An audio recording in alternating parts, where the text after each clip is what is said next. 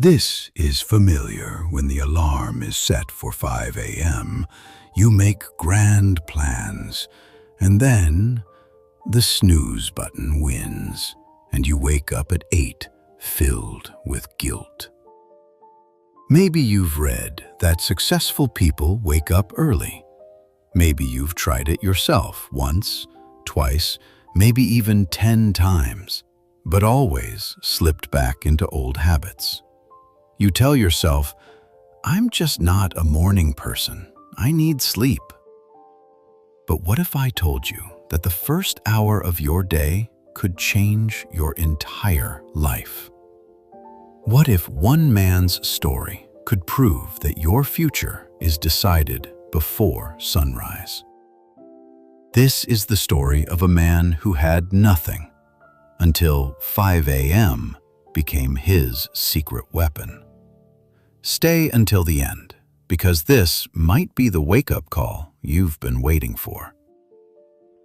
In a small industrial town where factories roared day and night, lived a 32-year-old man named Thomas. Thomas worked as a night security guard at a textile warehouse. Every evening at 8 p.m., he arrived at the gates. Every morning at 6 a.m., exhausted and drained, he walked home to sleep. His salary was barely enough to survive. He lived in a tiny one-room apartment with a broken fan, a mattress on the floor, and a single light bulb that flickered when the voltage dropped. His clothes were worn out and his shoes had holes in them. But beyond physical poverty, Thomas suffered from something deeper. He felt trapped. Every morning, walking home through the sleeping city, he looked through windows into other people's lives. Families ate breakfast together. Children prepared for school. Men in clean shirts rushed to offices. And Thomas would think, is this really going to be my life forever? Walking home while everyone else wakes up to chase their dreams? He tried to change things. He applied for better jobs, but with only a high school education, every door stayed closed. He wanted to learn new skills, but after working all night, he was too tired to do anything except sleep. His mother, who lived in a village, called him once a week. Thomas, son, when will your life get better? I'm getting old. I want to see you succeed before I die. Thomas forced himself to sound cheerful. Soon, Mom, soon. I'm working on it. But he wasn't, because he didn't know how. The truth that tormented him most was this: he wasn't lazy. He worked hard every single night, walking miles, staying alert, doing his duty. But hard work alone changed nothing. He was working hard inside a life that led nowhere. And every morning, collapsing into bed around 7 a.m. and sleeping until 4 p.m., he felt like he was living backward. The world moved forward while he slept through it. One thought kept returning like a whisper he couldn't ignore. There has to be another way. But what way? One cold Tuesday morning in November, Thomas's phone rang just as he was leaving work. It was his sister. Thomas, you need to come home. Mom collapsed. She's in the hospital. His heart stopped. He took the first bus back to his village. The 3-hour ride felt endless. When he arrived at the small rural clinic, his mother lay in bed, weak but conscious. The doctor said she had collapsed from exhaustion and stress. She needed rest, better nutrition, and medicine they couldn't afford. His mother held his hand. Her voice was barely audible. Thomas, I don't have much time left. Please, son, don't waste your life the way I wasted mine. Find a way out. Promise me." Thomas sat beside her bed long after she fell asleep. He stared at her wrinkled hands, hands that had worked in the fields for decades, just as he worked nights. Both of them had struggled endlessly, yet gone nowhere. Something inside him broke, not from sadness, from anger. Anger at his own helplessness. He stepped outside the clinic into the darkness before dawn. It was 5 a.m. The village still slept, but a few farmers were already walking to their fields. Birds had begun singing. The air was cool and fresh. And standing there in the silent sunrise, Thomas made a decision. "No more," he whispered. "I won't live like this anymore. I don't care what it costs. I'll find a way." On the bus ride back to the city, he noticed something unusual. Across from him sat a well-dressed man in his 50s, calmly reading a book. Thomas recognized him. Mr. Chen, a successful businessman who owned several stores in town. What shocked Thomas was the time. It was 6 a.m. A successful man riding an ordinary bus at dawn. Thomas gathered his courage. "Excuse me, sir, why are you on such an early bus?" Mr. Chen looked up and smiled. "Because I wake up at 4:30 every morning. I use that time to read, think, and plan my day before the world wakes up." "But don't you need sleep?" "I go to bed at 9 p.m., 7.5 hours. Enough." Mr. Chen studied Thomas's tired face. "You work nights?" "Yes, I'm a security guard." "And when do you sleep?" "Usually from 7 a.m. until 4 p.m. Mr. Chen nodded slowly. "So you're awake when the world sleeps, and asleep when the world works. No wonder you feel stuck." Then he leaned forward. "Young man, let me tell you a secret that changed my life 30 years ago. Tired of feeling like life is passing you by? Want to change but don't know how? The hours between 5 and 7 in the morning are magic hours. In those hours, you can build the life you dream about while everyone else is asleep." Thomas felt something dangerous stir inside him. Hope. "But how?" he asked. "I work until 6 a.m. I need sleep." "Then change your sleep schedule," Mr. Chen said calmly. "Go to sleep when you get home at 6:30. Wake up at 11:30. That's 5 hours, enough to survive. Then live your real life while the world is awake. And when you eventually change jobs, keep waking up at 5 forever. That's the secret." Mr. Chen wrote his phone number on a card. "If you truly want to change your life, call me. I'll show you what to do with those morning hours. But only if you're serious, because this takes discipline most people don't have." The bus arrived at Thomas's stop. He looked at the card in his hand and made himself a promise. "I'll do it, starting tomorrow." The next evening, Thomas did something he had never done before. He called Mr. Chen. The next day, at 11 a.m., for the first time in years, Thomas was awake in daylight on a weekday. They met at a small cafe. Mr. Chen looked at him approvingly. "You actually changed your sleep schedule? Good. Most people only talk. You acted.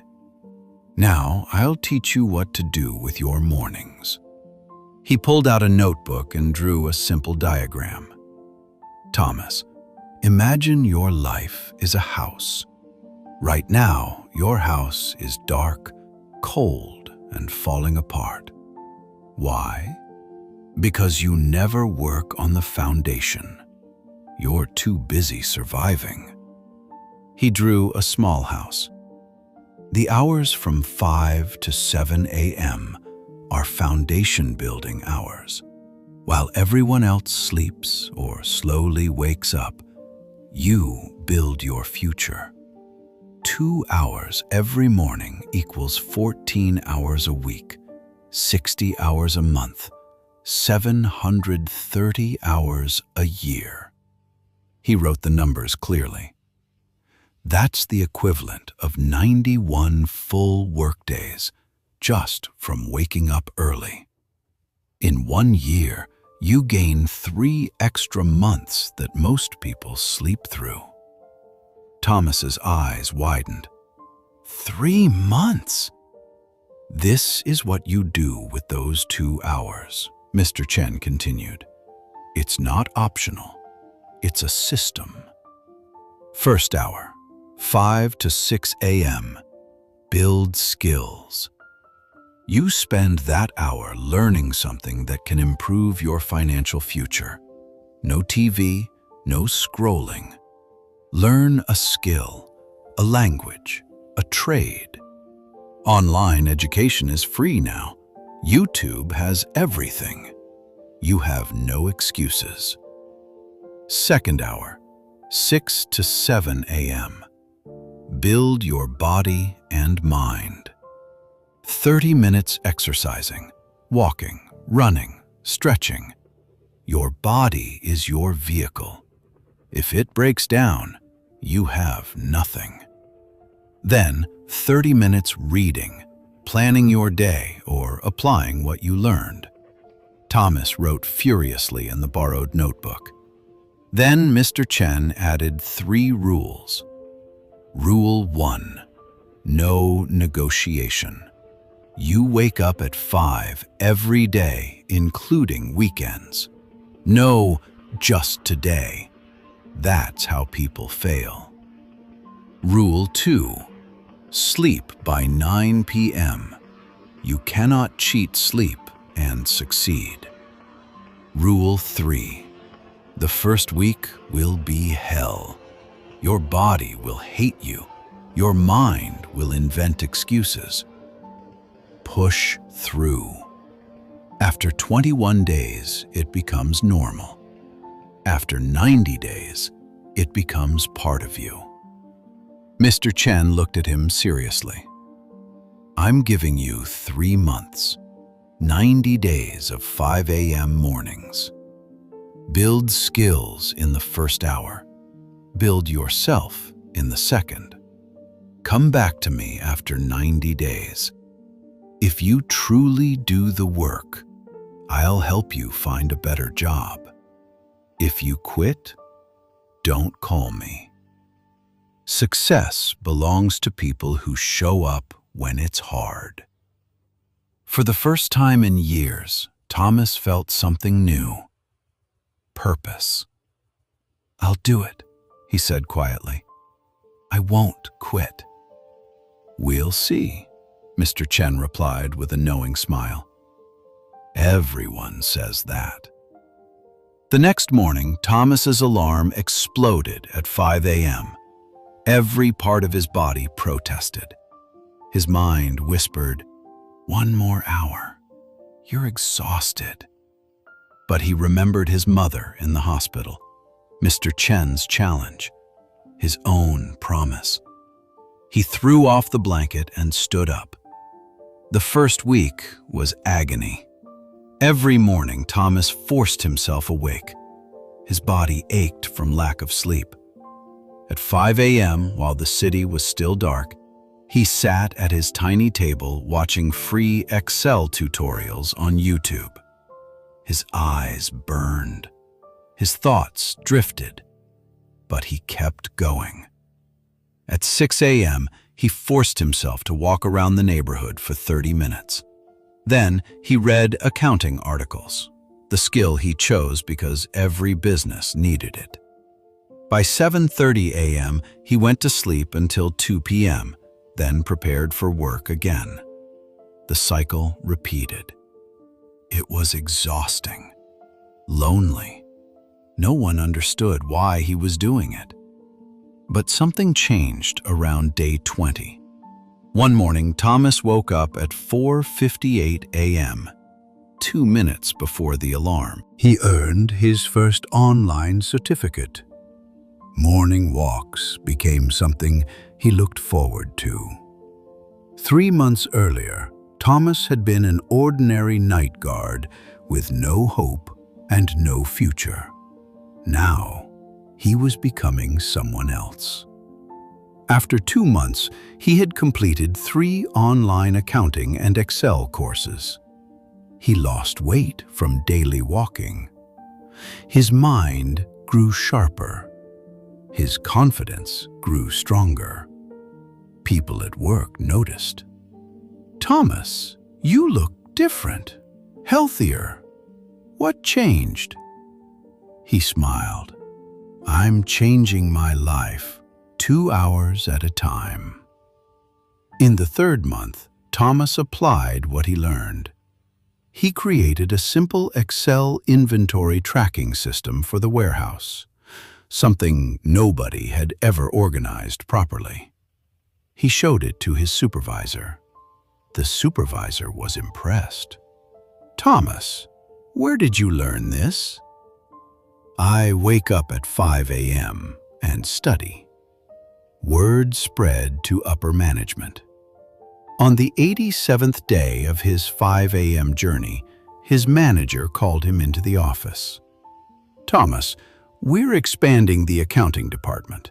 We need someone who understands warehouse operations and has basic accounting skills. The job is yours if you want it. Day shift. Double your current salary." Thomas stood speechless. 3 months earlier, he had been a hopeless night guard. Now, he was being offered an office job. "When do I start?" he finally asked. "Monday." That evening, Thomas called Mr. Chen. "Mr. Chen, I did it. 90 days. I never missed a single 5 a.m. morning. And today, I got promoted." There was silence. Then, Mr. Chen's voice came warm and proud. "I knew you could do it. You looked like someone ready to change. But remember this, don't stop waking up at 5. It's not a strategy anymore. It's your identity." "I won't stop," Thomas replied. "This is who I am now." 1 year later, Thomas became the company's lead accountant. He saved enough money to move his mother to the city, provide proper medical care, and rent a decent apartment. And every morning at 5 a.m., he still woke up. Not because he had to, because those 2 hours had become sacred. During them, he studied software, read business books, and planned his future. His co-workers asked, "Thomas, why do you still wake up so early? You already succeeded."